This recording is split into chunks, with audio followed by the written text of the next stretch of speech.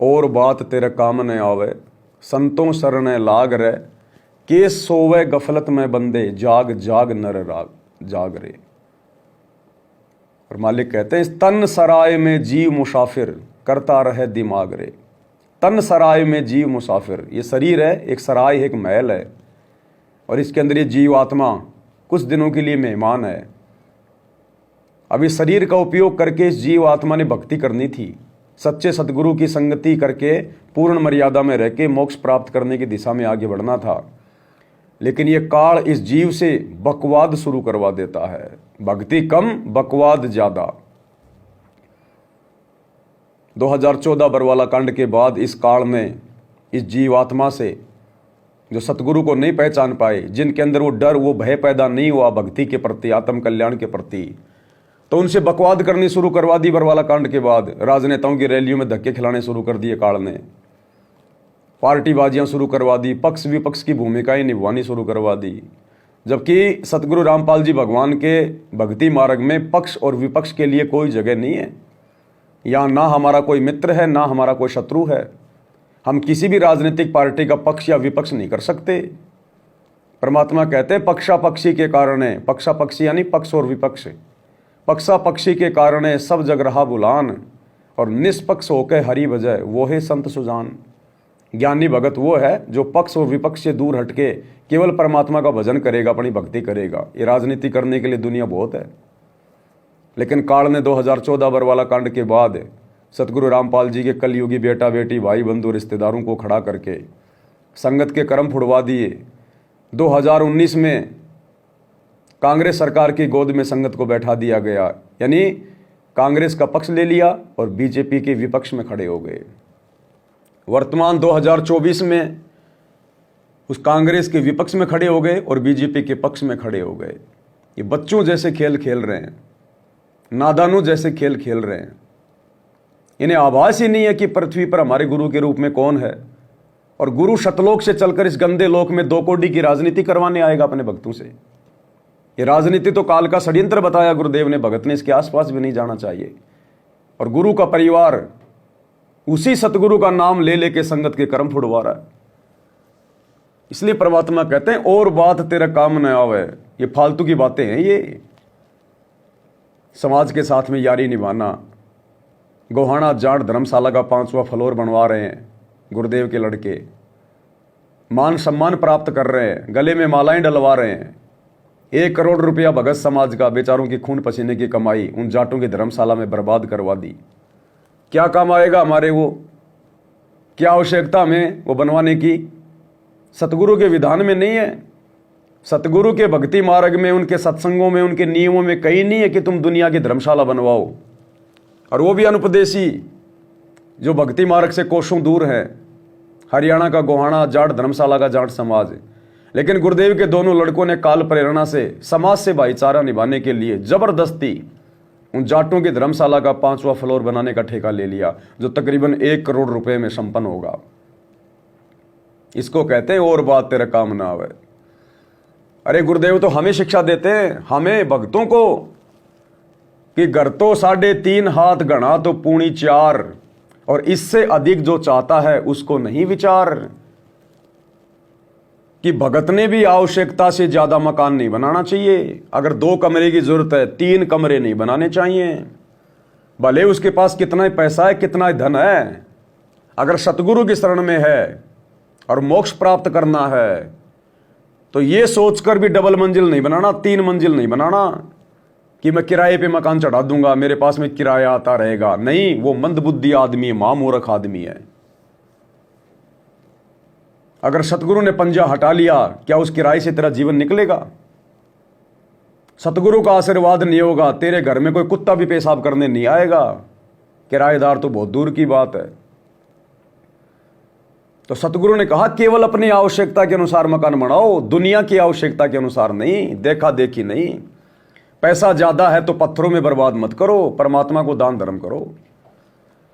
तो हमें शिक्षा देते हैं गुरुदेव।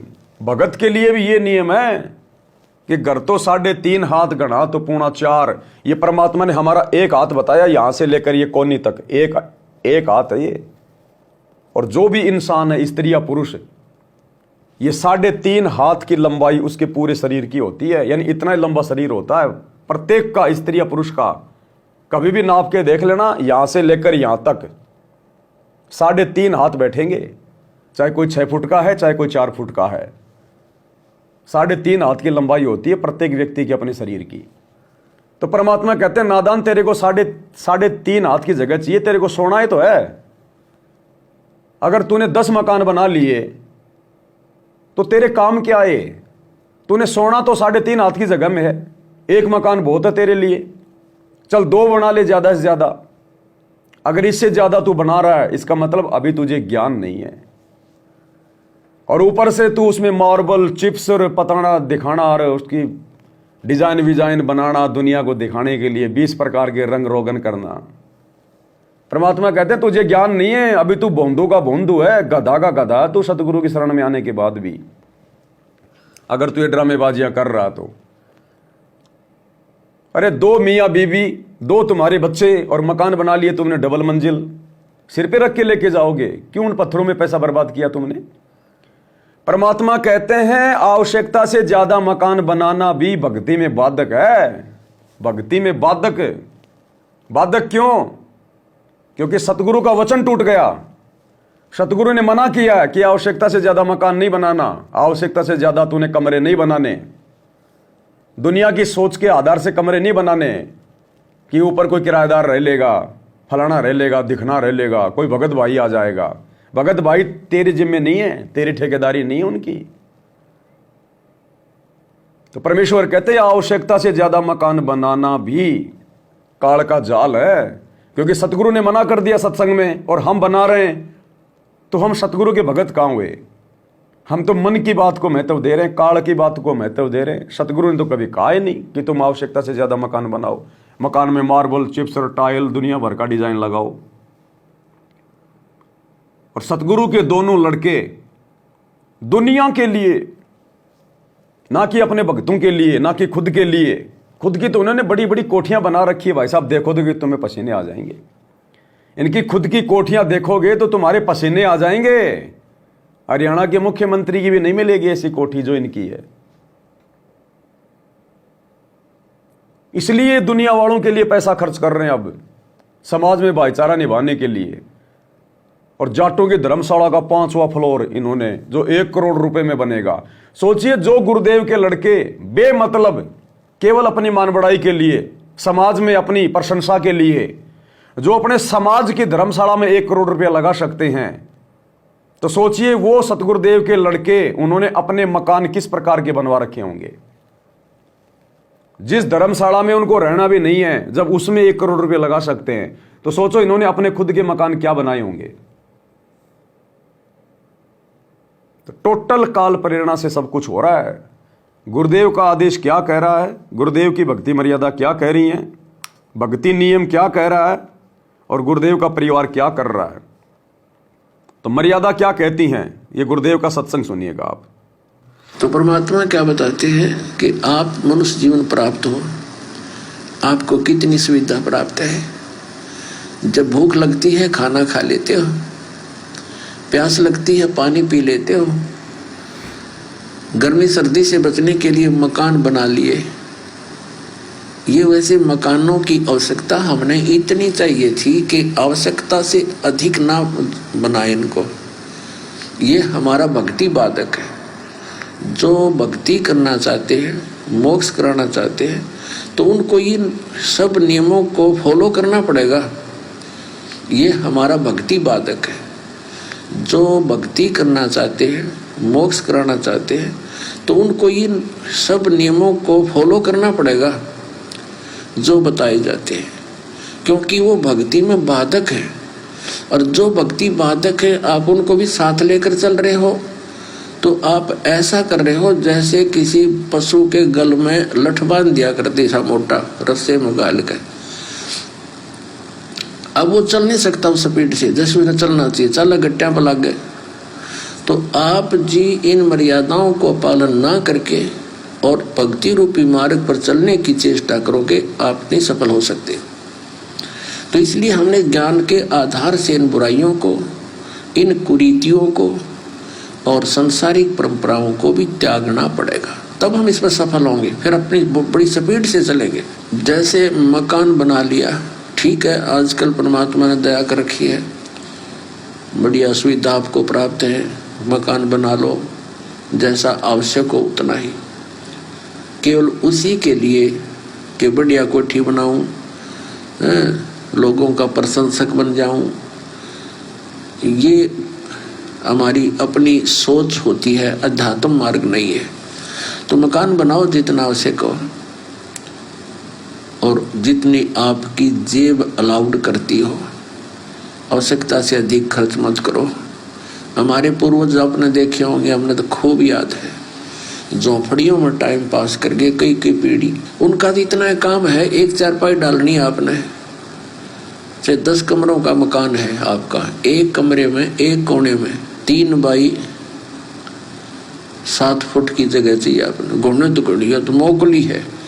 कबीर साहब तक कहते हैं घर तो 3.5 हाथ और गढ़ा तो 4.25 है। कहे कबीर अधिका बना, अधिका कहे उसको नहीं विचार। ये मनुष्य की जो शरीर है 3.5 हाथ का होता है। परमात्मा कहते हैं आपने घर 3.5 हाथ की आवश्यकता है, घना बनाओ तो 4.25, अरे इसे फालतू बनावा है तो मूर्खता है तेरी।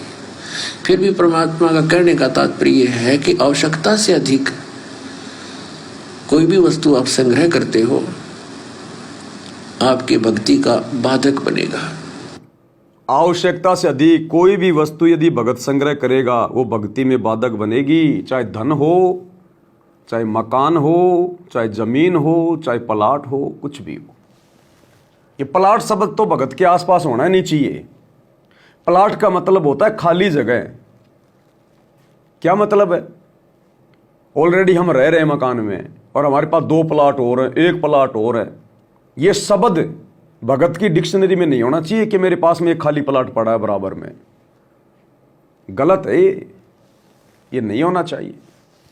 इसका मतलब वो आवश्यकता से अधिक संग्रह किया हुआ है, वो कहीं ना कहीं आपको नुकसान ही देगा, आपको बाधाएं पैदा करेगा वो। तो गुरुदेव कह रहे हैं और बात तेरे काम न आवे, संतों शरण लाग रहे। अब ये जाटों की जो धर्मशाला जो बनवा रहे हैं गुरुदेव के लड़के, 1 करोड़ रुपए के आसपास, ज्यादा ही लगेगा उसमें, 5वां फ्लोर। अब कुछ सेंस ही नहीं निकलता, कोई मतलब ही नहीं निकलता इस बात का। हम क्यों बनाए हम दुनिया की धर्मशालाएं? दुनिया अपने हिसाब से बनाए ना, हम क्यों बनाए? लेकिन गुरुदेव क्या कह रहे हैं? दिखावे के लिए, प्रशंसा प्राप्त करने के लिए कि भाई बाबा रामपाल जी के बेटों ने जाट धर्मशाला में 1 करोड़ रुपए से 5वां फ्लोर बना दिया, प्रशंसा प्राप्त करने के लिए। और गले में माला डलवा के घूम रहे हैं। जो चीज उनको चाहिए थी वो काल ने दे दी, मान बढ़ाई, प्रशंसा, इज्जत। भक्ति मार्ग में भगत होकर जो इज्जत का भूखा होगा अगले जन्म में गधा बनेगा, उससे बड़ा बेइज्जत फिर कोई नहीं होगा। राजनेताओं के तलवे चाटते डोल रहे हैं, राजनेताओं के तलवे चाटते हुए। और गुरुजी कह रहे हैं कि भगत ने राजनेताओं के पीछे नहीं जाना चाहिए, नहीं दौड़ना चाहिए। राजनेताओं के पीछे तो मान बढ़ाई के भूखे दौड़ते हैं, उनसे कुछ प्राप्त करने के चक्कर में डोलते हैं लोग। हम भगत हैं, हमारा राजनीति से लेना देना ही नहीं है, हमारा कोई कनेक्शन ही नहीं है। वो राजनेता अपना काम कर रहा है, अब भगत हम अपना काम करेंगे। बिल्कुल विरोधाभास होना चाहिए राजनीति का और भक्ति का, भगत का और राजनेता का, बिल्कुल 36 का आंकड़ा। लेकिन भगत लोग जबरदस्ती राजनेताओं के अंदर घुस रहे हैं, जबरदस्ती। और राजनेता नहीं आ रहे हमारे पास में, लेकिन भगत घुस रहे हैं जबरदस्ती। क्या स्वार्थ है ऐसा? ज्ञान का टोटा, समझ नहीं पाए भक्ति मार्ग को अभी भी ये लोग। और दास ने आप लोगों को बहुत पहले कहा था कि भाई और बहनों, ये जो आश्रम जो खोल दिए गए ना अलग अलग, ये अलग अलग दुकानें खुल गई, अलग अलग धंधे बन गए और आपस में इनके जूत बजेंगे एक दिन। ये आश्रम वाले आपस में लड़ेंगे एक दिन, इनके जूते बजेंगे। गुरुजी के लड़के चाहते हैं कि ज्यादा संगत आए धनाना में, राजस्थान वाला चाहेगा कि ज्यादा संगत आए राजस्थान में, यूपी वाला चाहेगा ज्यादा संगत आए यूपी में। क्यों? क्योंकि जहां ज्यादा संगत आएगी वहां धन भी ज्यादा आएगा, ज्योति पाठ के पैसे भी आएंगे। और पैसों के लिए तो सारा ये ढोल मंजीरा हो रहा है। कुरुक्षेत्र वाला वो पुरुषोत्तम सैनी चाहता है कि हरियाणा की संगत सारी कुरुक्षेत्र में आ जाए, और भक्तों को आकर्षित करने के लिए, लोगों का ध्यान आकर्षित करने के लिए, ज्यादा भीड़ आश्रम में जुटाने के लिए वो पुरुषोत्तम सैनी कुरुक्षेत्र आश्रम का स्वामी हरियाणा के मुख्यमंत्री के घर पे पहुंच गया लेके भक्तों को, उसको भंडारे का निमंत्रण देने के लिए, जैसे उसका फूफा लगता है। लगता भी होगा क्योंकि पुरुषोत्तम भी सैनी है और हरियाणा का सीएम नायब सैनी वो भी सैनी है, हो सकता है रिश्ते में उसका फूफा हो। तो अपने फूफा जी को, हरियाणा के मुख्यमंत्री जी को कार्ड देने के लिए गया। तेरी बेटी की शादी हो रही है क्या? अरे तेरे पोतों की शादी यहां क्या, नालायक आदमी? तो मुख्यमंत्री को देने पीले चावल पहुंच गया। क्या मतलब है तेरा? किस लिए? उसके घर पे पहुंच गया मुख्यमंत्री के। अब मुख्यमंत्री तो इनसे मिला नहीं। अब मुख्यमंत्री क्या इनको पूछे, इनको टटपुंजियों को, 2 कोडी के जीवों को? अरे जो अपने गुरु के सगे नहीं रह सके और मुख्यमंत्री क्या उनको भाव देगा? क्या पता नहीं मुख्यमंत्री को बरवाला कांड क्यों हुआ? सब पता होता उनको। पागल नहीं हो, संगत पागल है, ये जगत वाले पागल नहीं है, उनको सब पता है। और जब तक गुरुजी हिसार जेल से बाइज्जत बाहर नहीं आएंगे तब तक दुनिया वालों की नजरों में गुरुजी केवल रामपाल रहेंगे। रामपाल, कैदी रामपाल, गुंडा रामपाल, बुंडा रामपाल। तुम कितना ही कुप्रयास कर लो अपनी मान बढ़ाई के लिए, जब तक गुरुजी जेल में बैठे हैं दुनिया की नजरों में गुरुजी मसीहा नहीं हो सकते। वो उसी नजर से देखेंगे गुरुजी को। तुम्हारे सामने भले कितनी प्रशंसा करें, कितना कुछ कहें, लेकिन उनकी नजरों में जो गुरुजी की हैसियत है वो वही रहेगी जब तक गुरुजी जेल में है। तो पुरुषोत्तम सैनी कुरुक्षेत्र वाला पहुंच गया अपनी टीम लेके। क्यों भाई, सबसे बड़ा आश्रम तो धनाना में है ना, तो मुख्यमंत्री को तो धनाना में जाना चाहिए। लेकिन पुरुषोत्तम सैनी पहुंच गया पहले ही कि कहीं धनाना वाले ना पहुंच जाएं मेरे से पहले। और अगर मुख्यमंत्री अगर कुरुक्षेत्र वाले आश्रम में आएगा तो हमारी तो बल्ले बल्ले हो जाएगी।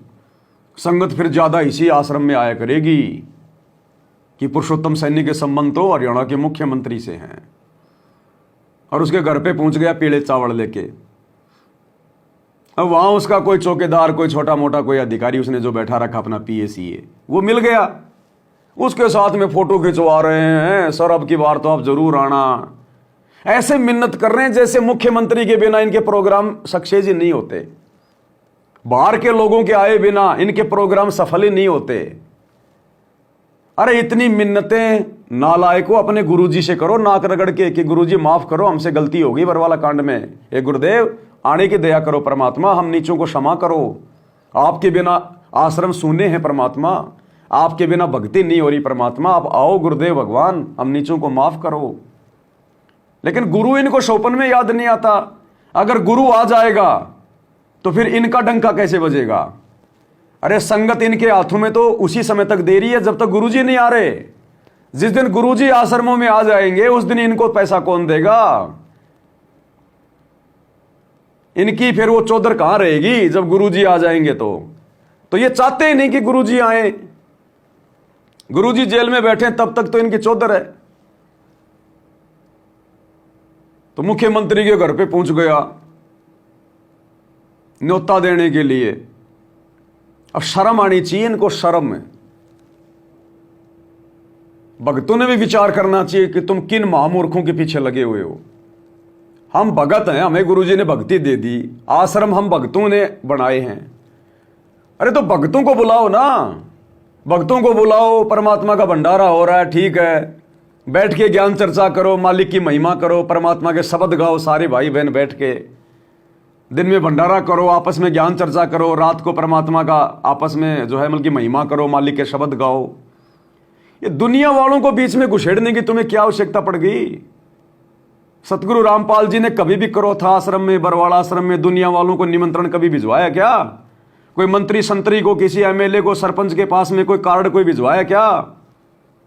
ये नई ड्रामेबाजी शुरू कर दी इन्होंने मान बढ़ाई के लिए। इसको कहते हैं मान बढ़ाई अहंकार। राज त्यागना सहज है, सहज नारी का ने, मान बढ़ाई ईर्ष्या दुर्लभ तजनाए। तो गुरुजी के विधान के खिलाफ है ये राजनेताओं को जा जाके उनको निमंत्रण देना भंडारे के लिए।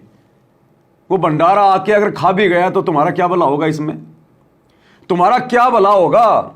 ना तो वो नाम लेना, ना वो बैठ के तुम्हारे आश्रम में कोई गुरुजी का वो सत्संग सुनेगा। फिर उस मुख्यमंत्री को आश्रम में बुलवाने का मतलब क्या है?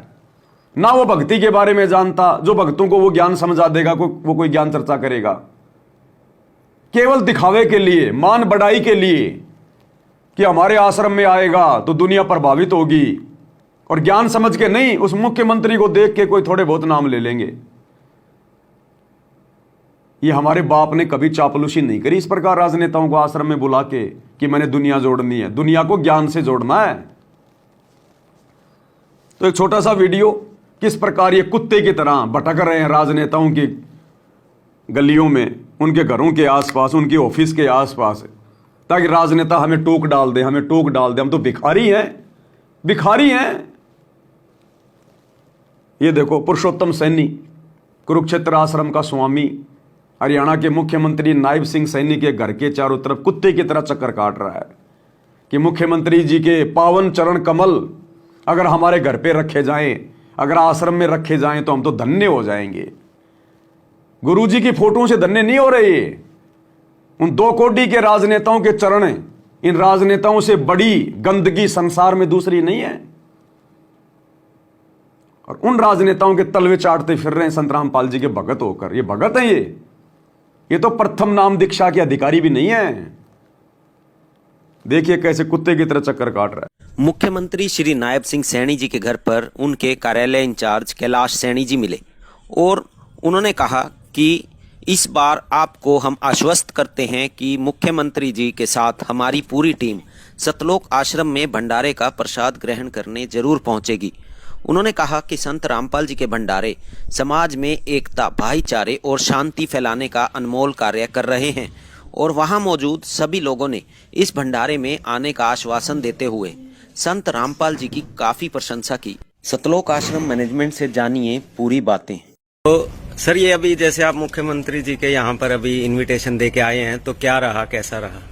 हाँ, अभी हम ये सभी को देते हैं, जितने भी गणमान्य व्यक्ति हैं, मंत्री, मुख्यमंत्री साहब और जितने भी नेतागण और भी और संस्थाओं के जो चेयरमैन हैं, सभी को हम निमंत्रण देते हैं। और सारे गांवों में जितने भी चेयरपर्सन है, सरपंच साहब, मेंबर साहब, नंबरदार साहब, सभी को देते हैं और सभी आते हैं। परमात्मा की दया से सबके ऊपर इस चीज का असर हो रहा है भंडारे का, और सब प्रभावित हैं इस चीज से। संत रामपाल जी का भंडारा हर महीने चलता ही रहता है। तो अब यहाँ मुख्यमंत्री के यहाँ थे, अभी मंत्री साहब के यहाँ जा रहे हैं सत्साहे। कब का भंडारा है जी? ये 9, 10, 11 का है जी। 9, 10, 11 मार्च 2025। हाँ जी, बहुत दिवस है गरीबदास जी महाराज का, वाणी का प्रकाश होगा। और वहाँ पर कन्याओं की शादियाँ होती हैं, जैसे बिना दहेज की शादियाँ होती हैं, ब्लड डोनेट कैंप लगते हैं और भंडारे चलते हैं, वाणी का प्रकाश होता है, परमात्मा की सत्साहे। धन्यवाद। यह है पुरुषोत्तम सैनी, कुरुक्षेत्र आश्रम का स्वामी, कुत्ते की तरह हांड रहा राजनेताओं की गलियों में। यही शिकायत था क्या गुरु ने? गुरु कभी हांडा? अरे गुरु कभी राजनेताओं के मकान पे गया, उनकी ऑफिस में गया कभी हाथ जोड़ने कि आ जाओ जी हमारा भंडारा है, आ जाओ जी हमारा भंडारा है? अरे नालायकों, राजाओं का राजा मिल गया तुम्हें, सतलोक का शहंशाह मिल गया तुम्हें, और इस 2 कोटी के राजनेताओं के पीछे डोल रहे हो तुम, इस काललोक के मंत्री संतरियों के पीछे। तो कहां समझे तुम अपने गुरु को? कहां तुमने अपने गुरु को राजा धीराज माना? तुम तो मानुष मान रहे हो, मानुष। अगले जन्म में कुत्ते की योनि में जाने के काम कर रहे हो। गुरु मानुष कर जानते वो नर कहीं अंध हों, दुखी संसार में आ गए यम के फंदे। अब क्यों अपना समय बर्बाद कर रहे हैं ये? साध संगत वालों के तो भंडारे रुकवाते हैं, पुलिस को लाके लठ बजा के हैं, और 2 कोटी के नेताओं को भंडारे में लेके जा रहे हैं। ये उल्टे दिन लग रहे हैं इनके, उल्टे दिन। नरक में ठोकेगा काल इनको। ये भगत नहीं है, भगत के भेष में भेड़ी हैं, काल के दूत है ये। इनको अपने गुरुजी की शिक्षाओं का नहीं पता कि गुरुजी ने क्या बोल रखा है। इनको असर ही नहीं पड़ता कोई। गुरु ने कह रखा कि ये राजनेता तो उस समय आएंगे जब ये गधे बन लेंगे, अब इनके पीछे मत दौड़ो, ये नहीं आएंगे, ये तो मान बढ़ाई में फूल रहे हैं। कोई छोटा मोटा सरपंच बन जाए वो नहीं आ सकता परमात्मा की शरण में। और मुख्यमंत्री की तो बात ही अलग है। तो गुरुदेव ने कहा कि जब ये गधे बन लेंगे ना, गधे, तब आएंगे ये, इस जन्म में नहीं आने वाले। और आ भी गए तो ये सक्सेस नहीं है, ये भक्ति नहीं कर पाएंगे ये। तो गुरु क्या कह रहा है, और गुरु के सत्संगों के विरुद्ध ये आश्रमों के स्वामी कुत्ते की तरह राजनेताओं के पीछे चक्कर काट रहे हैं। तो कहां इन्होंने गुरु जी के ज्ञान को समझा। अब गुरु जी क्या कह रहे हैं राजनेताओं के विषय में कि ये तो उस समय आएंगे जब ये गधे बन लेंगे। अब बाकी अपनी मान बढ़ाई के लिए, अपने वोट बैंक के लिए ये घूम लेंगे, भंडारे में चले जाएंगे, लेकिन को भक्ति और ज्ञान से कोई मतलब नहीं है। ऐसे मंत्री है, मुख्यमंत्री है, प्रधानमंत्री है, इन वास्ता से भगवान की पर भक्ति नहीं कर सकते ये। ठीक है कि माथा टेका हुए हैं फॉर्मेलिटी से, क्योंकि जीव है भगवान के लिए तो रह ही नहीं सकता।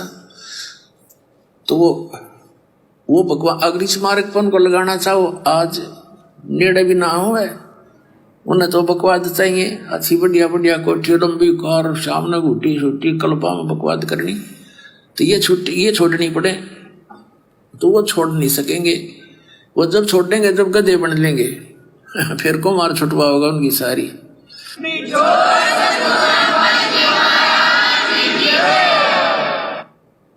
तो गुरुदेव तो कह रहे हैं ये तो उस समय आएंगे जब ये गधे बन लेंगे। तो क्यों फिर इन राजनेताओं के पीछे डोल रहे हो। अरे तुम्हारे गुरु अंतर्यामी है, उन्होंने देख के बता दिया कि ये नहीं आ सकते शरण में, ये नहीं आ सकते।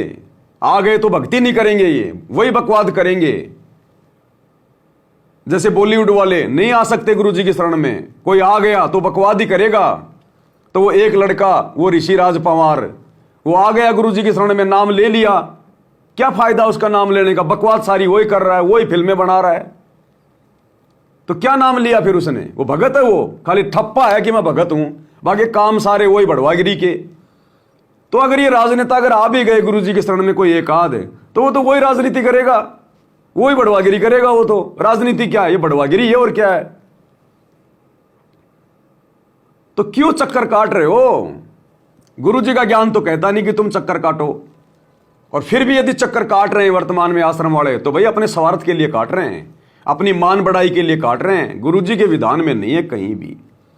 भाई जो गुरु वचन पे डट गे, कट गे फंद 84 के, कट गे फंद 84 के, कट गे फंद 84 के।